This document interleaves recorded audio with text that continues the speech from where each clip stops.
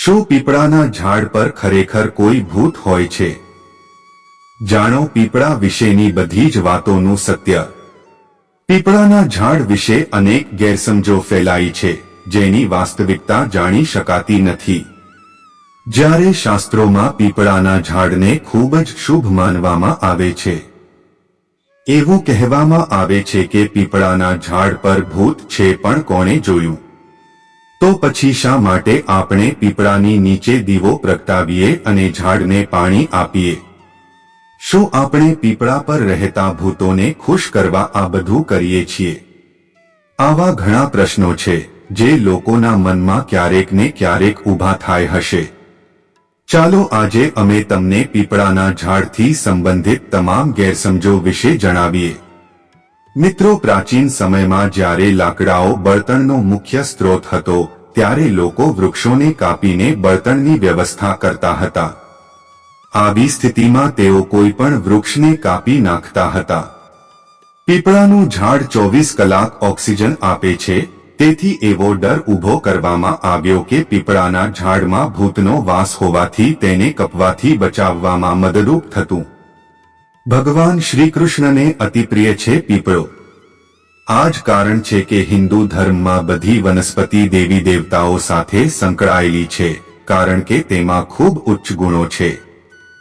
પીપળો પણ એક એવું જ વૃક્ષ છે. વાસ્તવિકતા એ છે કે પીપળ વૃક્ષ ખૂબ જ શુભ છે. પીપળ એ શ્રી કૃષ્ણનું પ્રિય વૃક્ષ છે. ગીતામાં શ્રી કૃષ્ણ પોતે કહે છે કે હું ઝાડમાં એક પીપળ છું. વેદમાં પણ છે પીપળાનો ઉલ્લેખ. વેદોમાં પીપળાને ઉપાસક પણ કહેવામાં આવ્યો છે.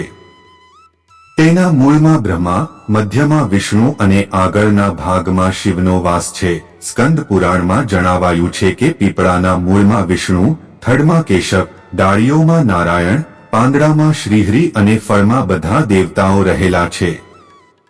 શાસ્ત્રોમાં તે દેવી છોડ તરીકે વર્ણવવામાં આવ્યું છે. તેને ઘરમાં સ્થાપિત કરવાની મંજૂરી કેમ નથી? પીપળાનું ઝાડ ઘરમાં ન લગાવવાનું કહેવામાં આવે છે, પરંતુ હકીકતમાં તેનું વૈજ્ઞાનિક કારણ એ છે કે તેનું આયુષ્ય ખૂબ જ લાંબુ છે અને તેના મૂળિયા પણ વધતા રહે છે.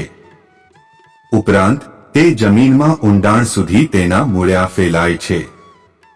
જો પીપળો ઘરમાં લગાવવામાં આવે તો તેના મૂળ ધીરે ધીરે ફેલાતા રહેશે અને ઘરની જમીન અને દિવાલો તોડીને બહાર આવી જશે. તેનાથી ઘરને નુકસાન થશે. આ કારણોસર લોકોને ઘરમાં ઉગાડવાની ના પાડે છે.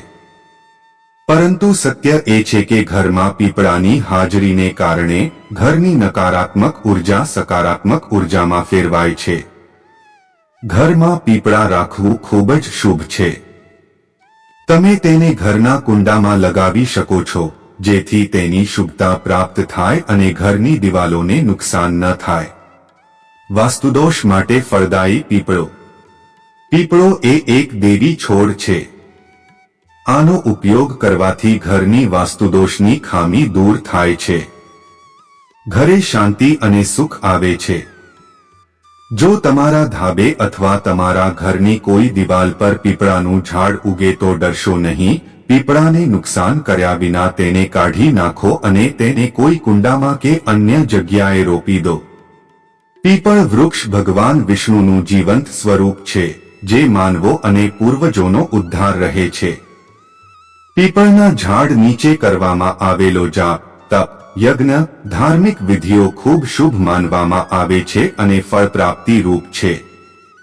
શું તમે જાણો છો કે પીપળા પર પાણી કેમ ચઢાવવામાં આવે છે?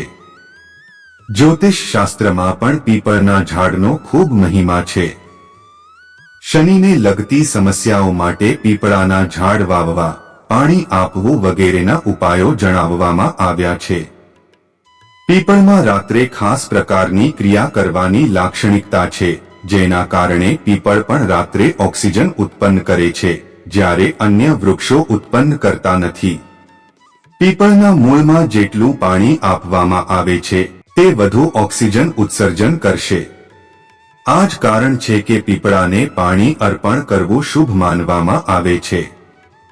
મિત્રો, તમને આ જાણકારી પસંદ આવી હોય તો વિડીયોને લાઈક કરી ચેનલને સબસ્ક્રાઇબ કરવાનું ભૂલતા નહીં.